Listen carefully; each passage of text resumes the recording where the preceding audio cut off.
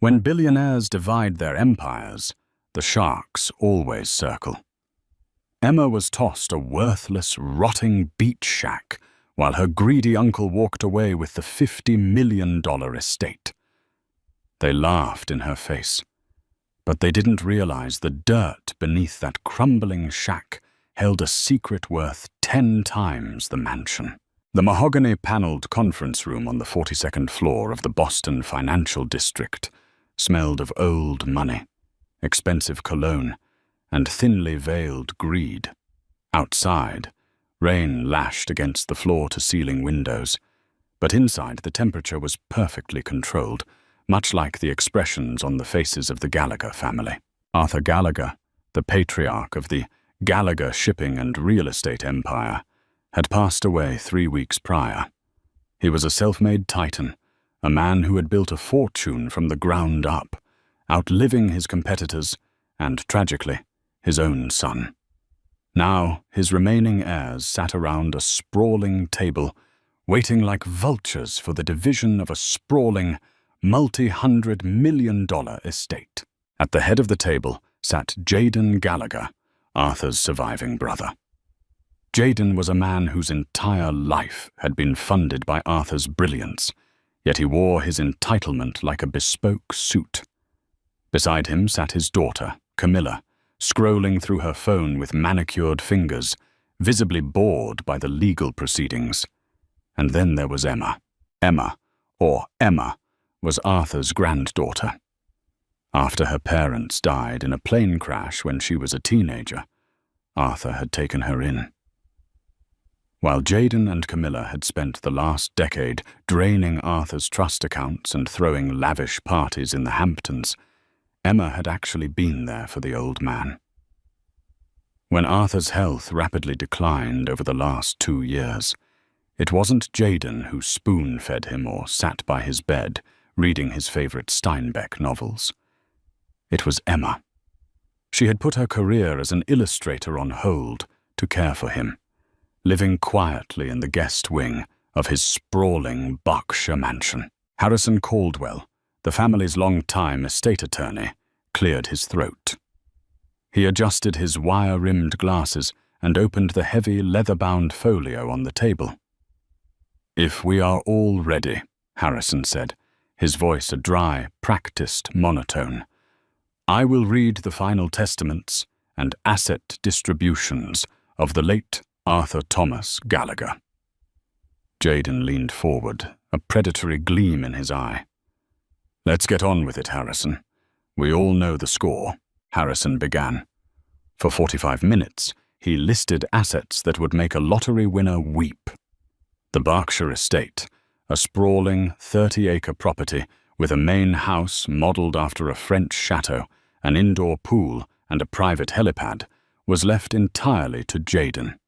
The liquid cash, nearly $80 million tied up in high-yield offshore accounts, went to Jaden. Camilla squealed in delight when Harrison announced she was receiving the entire fleet of vintage European cars, the penthouse apartment in Manhattan, and a trust fund structured to pay out $200,000 a month for the rest of her life. Emma sat quietly, her hands folded in her lap. She wasn't greedy. She didn't want the yachts or the penthouses. She just wanted something to remember the man who had raised her. She waited for her name. Harrison turned to the final page. He paused, his brow furrowing slightly, before looking directly at Emma.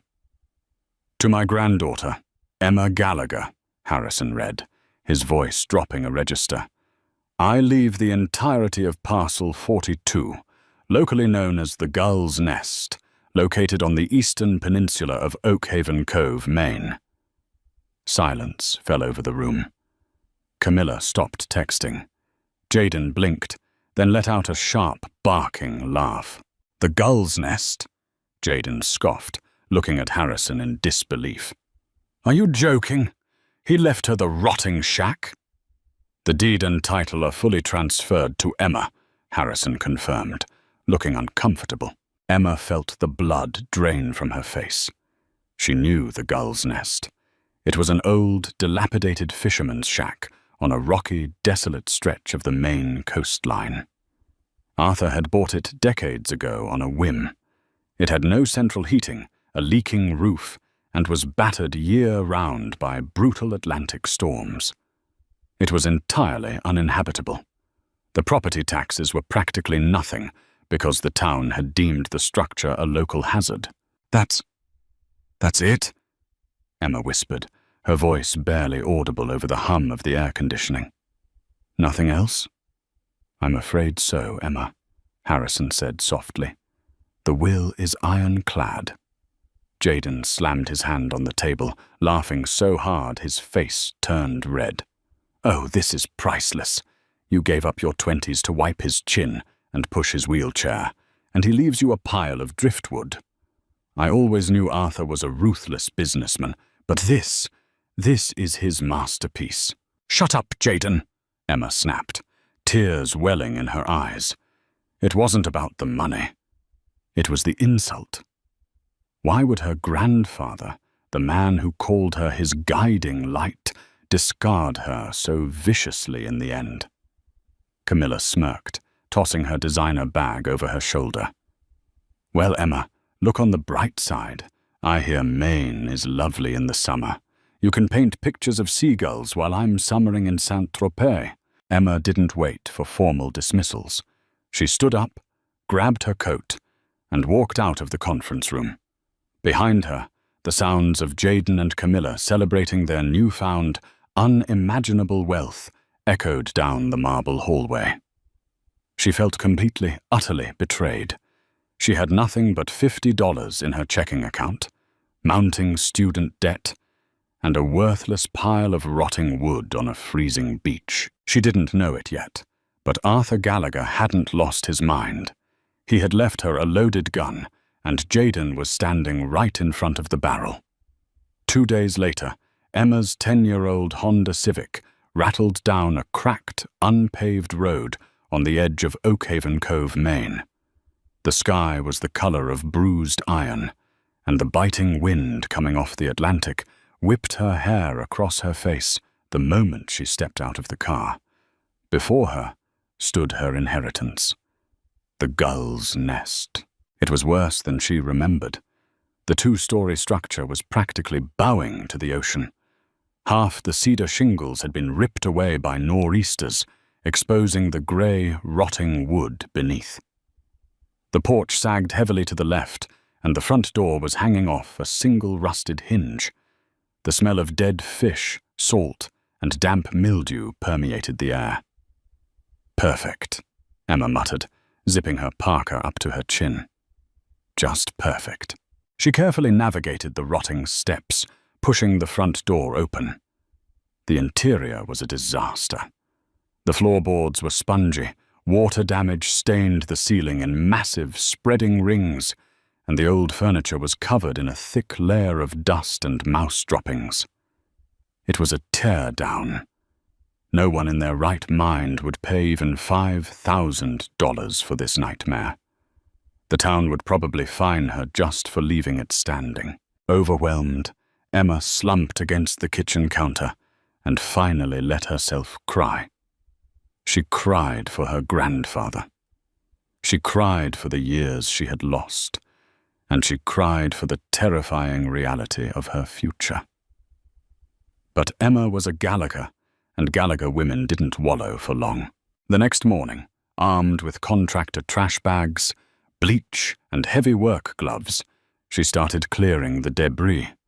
If she was going to sell the lot just to get out from under the property taxes, she needed to make it look somewhat presentable. Around noon, she heard the crunch of tires on gravel. Emma stepped out onto the sagging porch. A sleek black Mercedes G-Wagon was parked next to her beat-up Honda. A man in a tailored charcoal grey suit stepped out, looking wildly out of place against the rugged, muddy backdrop of the Maine coastline. He carefully avoided a puddle and walked toward her, flashing a bright, aggressively white smile. "Emma Gallagher?" he asked, extending a hand. "Greg Sullivan. I'm a real estate developer representing a private firm. We caught wind that the title of this property recently transferred to you." Emma wiped her dirty hands on her jeans, eyeing him suspiciously.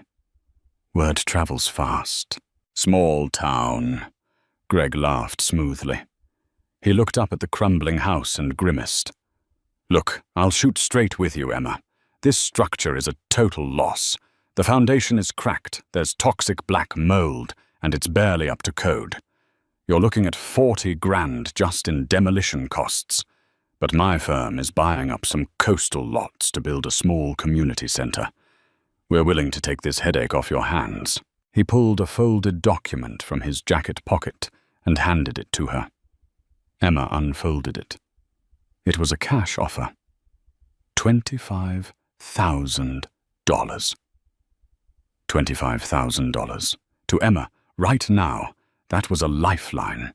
It would wipe out her debt and give her a cushion to start over in a new city. She looked at Greg. He was smiling, but his eyes were sharp, calculating, locked onto her, like a hawk watching a field mouse. "25,000, Emma asked. "Cash," Greg pressed, pulling a sleek pen from his inner pocket. "We can close by Friday. You just sign on the dotted line, and you never have to look at this rotting pile of wood again." Something in Emma's gut twisted. She remembered watching her grandfather negotiate business deals when she was a little girl. Arthur had always told her, if a man in a suit offers you money and tries to hand you a pen in the same breath, he's robbing you blind. Why would a developer in a G-Wagon drive all the way out to a forgotten cove on a Tuesday morning to offer her $25,000 for a lot he claimed was a financial black hole? "I'll think about it," Emma said, handing the contract back to him. Greg's smile faltered. A flash of genuine irritation crossed his face before he masked it. "Emma, I wouldn't wait. Offers like this expire. A heavy storm hits, this house collapses, and the town takes the land for unpaid hazard fines. You get nothing." "I said I'll think about it, Mr. Sullivan. Have a nice drive back to Boston." Greg glared at her, shoving the contract into his pocket. He turned on his heel, marched back to his Mercedes, and sped off, kicking up a spray of gravel. Emma went back inside, her heart pounding. Why did they want this land? She resumed cleaning, but with a new, frantic energy. She started tearing out the rotten floorboards in the living room, tossing the wood into the yard. As she pried up a particularly stubborn plank near the old stone fireplace, her crowbar hit something metallic. She paused, dropping to her knees. Reaching into the dark, dusty cavity between the joists, her fingers brushed against cold steel. She pulled it out. It was a heavy, fireproof lockbox. It was covered in decades of dust, but the combination dial was still functional. Emma stared at it. She tried Arthur's birthday. Nothing. She tried the day the company was founded. Nothing. Finally, with trembling hands, she entered her own birthday. Click. The heavy lid popped open. Inside it wasn't filled with money or jewelry. Instead, it was stuffed with manila folders, thick geological survey reports, and a single sealed envelope with her name written in Arthur's unmistakable scrawling handwriting. Emma ripped open the envelope and unfolded the thick stationery. "My dearest Emma," the letter began, "if you are reading this, it means I am gone, and Jaden is likely celebrating in my house, thinking he has won. I know you are hurt. I know the will reading felt like a betrayal. I needed Jaden to believe he had taken everything. I needed him to be blinded by his own greed.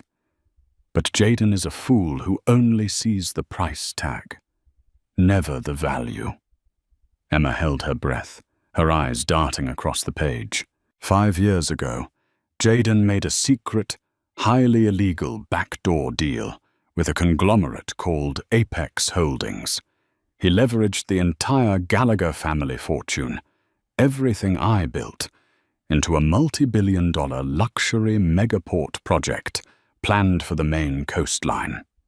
If the port is built, Jayden becomes a billionaire. If it isn't, the collateral defaults, and Jayden goes entirely bankrupt. He loses the Berkshire estate, the cars, the cash, everything. Emma's hands started to shake. She pulled out one of the large survey maps from the lockbox and unrolled it on the floor.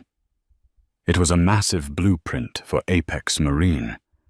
It showed luxury yacht slips, casinos, and high-rise hotels stretching across hundreds of acres of Maine coastline.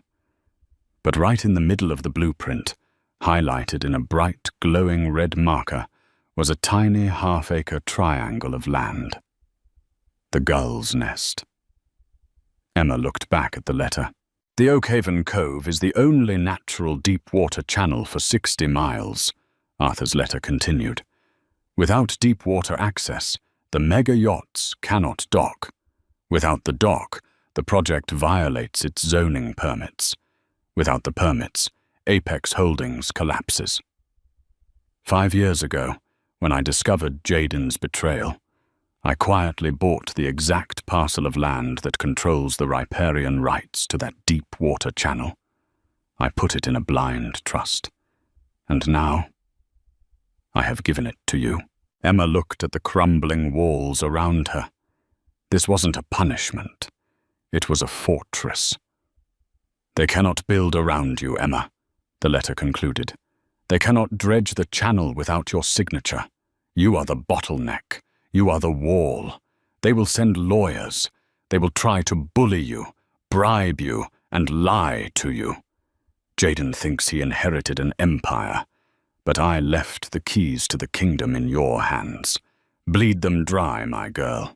Make them pay. Emma sat in the dust, the letter resting in her lap, and slowly a smile spread across her face. $25,000? Greg Sullivan wasn't trying to buy a headache. He was trying to buy the survival of a $2 billion empire for pennies. Her phone buzzed in her pocket. It was a text from an unknown number. Emma, this is Jayden. I heard you went up to the shack. Let's not be silly about this. I'll give you $50,000 for the deed. Call me. Emma stared at the text. Her uncle, the man who had mocked her in front of the lawyers, the man who had stolen her inheritance, was already sweating. She typed her reply slowly, her fingers flying across the glass screen. The price just went up, Uncle Jayden, and it's going to cost you a lot more than money. The text message sent a shockwave all the way back to Boston. For 3 days, Emma's phone rang incessantly. First it was Greg Sullivan, sweet-talking and bargaining, his offers jumping in frantic increments. 50,000, 200,000, $500,000. When Emma blocked his number, the heavy artillery arrived. On Friday morning, a fleet of 3 black SUVs crawled down the muddy, unpaved road toward the Gull's Nest. Emma was sitting on the sagging porch, sipping black coffee from a thermos, wrapped in one of her grandfather's old wool sweaters. She watched with cold detachment as her Uncle Jayden stepped out of the lead vehicle. He was flanked by his daughter, Camilla, who was shivering in a designer trench coat, and a tall, razor-thin man carrying a leather briefcase. "Emma!" Jayden called out, forcing a jovial, paternal tone that made Emma's stomach turn. He navigated the muddy yard as if walking through a minefield. "Look at this place, it's freezing. What are you doing out here playing pioneer?" "I'm enjoying my inheritance, Jayden," Emma replied, not getting up. "To what do I owe the pleasure?" Jayden's fake smile tightened. He gestured to the thin man beside him. "This is Jonathan Pierce. He's a senior partner at Kirkland & Ellis. We're here to help you out of this mess. I know you were disappointed at the reading of the will, sweetheart, and I want to make it right. Jonathan Pierce stepped forward, his eyes devoid of warmth. He didn't bother looking at the rotting house. He kept his gaze locked on Emma. "Miss Gallagher, your uncle has authorized me to offer you a highly generous settlement. We are prepared to write you a certified check today for $2 million in exchange for the immediate transfer of the deed to Parcel 42. Camilla crossed her arms, shivering against the biting Maine wind. "Take the money, Emma. Don't be an idiot. You're literally living in a dumpster. $2 million is more than you'd make in a lifetime drawing your little cartoons." Emma took a slow sip of her coffee. She looked at Jaden, noticing the deep purple bags under his eyes. The perfectly styled hair was slightly unkempt. The pressure was already getting to him. $2 million, Emma mused aloud. She set her thermos down. It's a funny number. Because, according to the geological surveys I found in my grandfather's lockbox, the Oakhaven Deep Water Channel is the linchpin for the Apex Marine Megaport, a project backed by billions in private equity. She leaned forward, locking eyes with her uncle. "A project you illegally collateralized the entire Gallagher estate to buy into. If you don't get the permits to dredge this channel, J.P. Morgan Chase calls in your margin loans and you default." Jaden's face went completely ashen. Camilla's jaw dropped. The wind seemed to suddenly howl louder, whipping the tension into a frenzy. "How?" Jaden stammered, stepping back. "How do you know about that?" "Arthur left me a letter," Emma said coldly. "He knew exactly what you did, Jaden. And he left me the one piece of land that can destroy you." Panic flashed in Jaden's eyes, quickly replaced by a venomous, unhinged rage. The paternal mask shattered. "You listen to me, you ungrateful little brat," he roared, lunging forward before Jonathan Pierce caught his arm. "I built the modern infrastructure of this company. Arthur was a dinosaur. I'm not going to let a glorified nursemaid tear down my empire over a pile of driftwood." "It's not your empire," Emma said softly. "It never was." Jonathan Pierce adjusted his tie, stepping between them. His voice was dangerously calm. "Miss Gallagher, if you want to play hardball, you should know you are vastly outmatched. If you refuse to sell, we will simply bypass you. We have already spoken with Mayor Thomas Harding of Oakhaven. The town is fully prepared to seize this property under eminent domain, citing urban blight and the economic benefits of the port. You will be forced out, and the court will award you a fraction of what we are offering today. Do not test us." Emma felt a momentary spike of fear. Eminent domain. The government's right to seize private property for public use. It was a classic, dirty corporate tactic. "We'll see you in court, Emma," Jaden spat, turning on his heel. "Enjoy your shack while you still have it. By the end of the month, the bulldozers will roll right over it." As the SUVs sped away, leaving Emma alone in the freezing fog, she rushed back inside. She pulled out the heavy lockbox and dumped the remaining contents onto the floor. If Arthur had anticipated the betrayal, he must have anticipated the legal loopholes. He wouldn't have left her defenseless against a corrupt local mayor and a team of corporate sharks. She pored over the thick files for hours. She read through maritime laws, zoning permits, and old property deeds.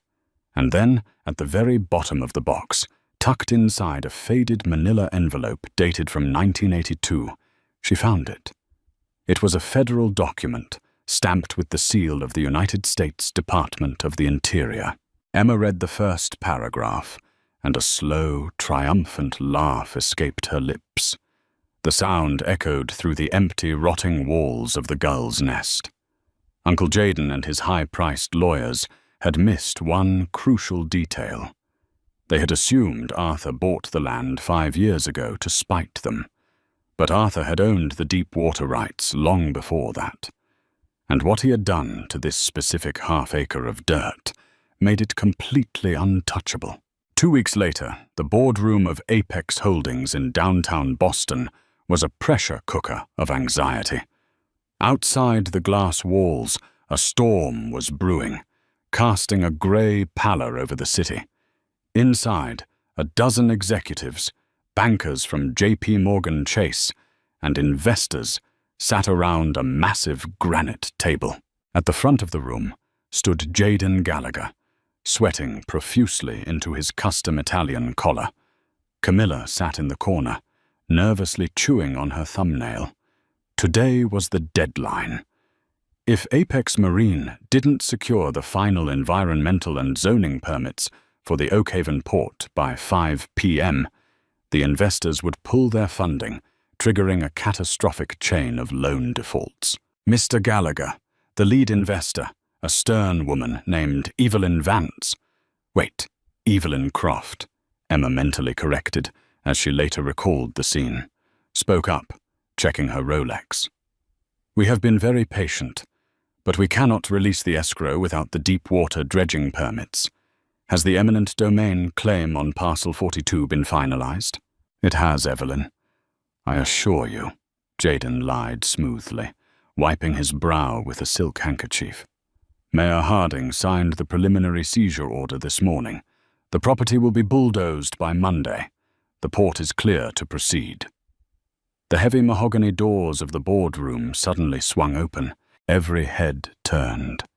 Emma stood in the doorway, flanked by 2 security guards who looked deeply confused.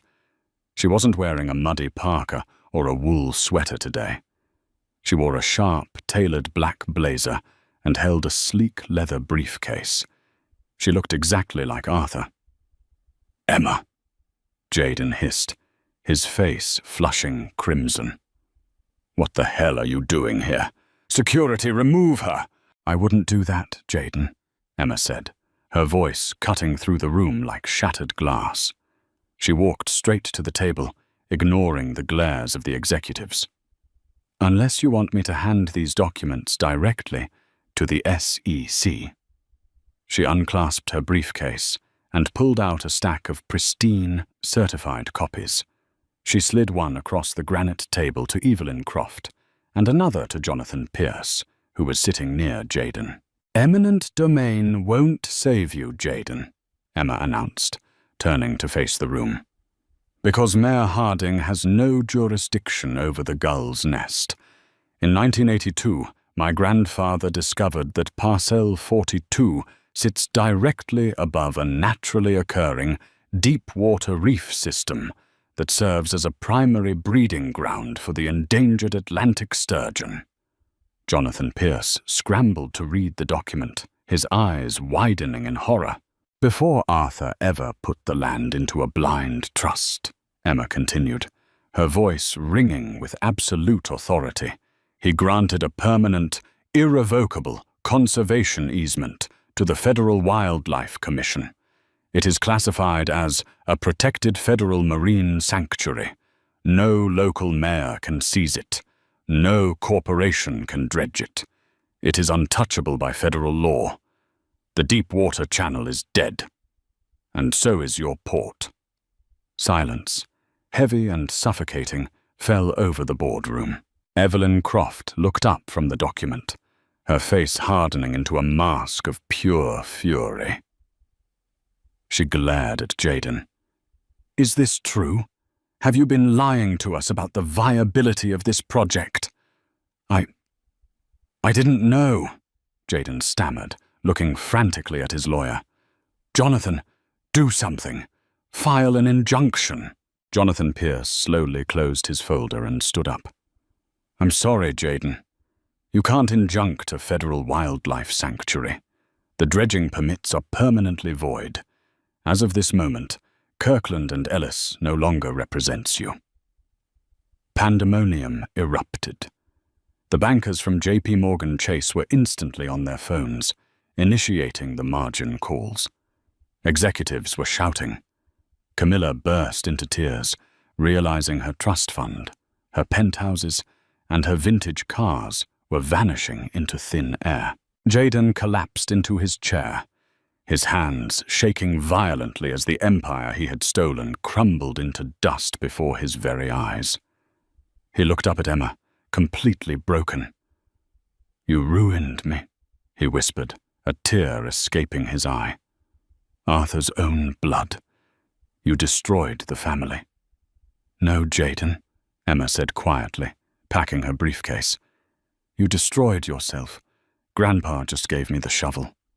She walked out of the boardroom, leaving the chaos behind her. 6 months later, the financial wreckage was absolute. Jaden's assets were entirely liquidated to cover the massive debts incurred by the failed Apex Marine project. The yachts were repossessed. The Manhattan penthouses were auctioned off. Jaden and Camilla were forced to move into a small rented apartment in Queens, stripped of the Gallagher name and the wealth they had so viciously hoarded. But the crown jewel of the liquidation was the Berkshire estate, the sprawling 30-acre chateau where Arthur had lived and where Emma had cared for him. Because it was foreclosed upon in a rush, it went to a private bank auction. Emma stood on the pristine, manicured lawn of the Berkshire estate, watching the morning sun rise over the French chateau roof. The air was crisp, but there was no bitter ocean wind here. She held a steaming mug of tea, feeling a profound sense of peace. Using a loan secured against the pristine, protected and incredibly valuable land of Parcel 42, which environmental groups had paid handsomely to help maintain, she had attended the bank auction anonymously. She had bought her grandfather's house back for pennies on the dollar. As Emma walked up the grand marble steps and unlocked the heavy oak doors of her true inheritance, she looked up at the sky and smiled. The old man hadn't just left her a crumbling beach house. He had left her a lesson, a weapon, and ultimately, a way home. What a brilliant trap set by a grandfather who knew exactly how greedy his family truly was. Sometimes the most worthless-looking things hold the greatest power when you know how to use them. Have you ever been underestimated only to prove everyone wrong? Let us know your thoughts on Emma's ultimate revenge in the comments below. If you loved this story of justice and karma, make sure to hit that like button, share it with your friends, and subscribe to our channel for more incredible real-life dramas.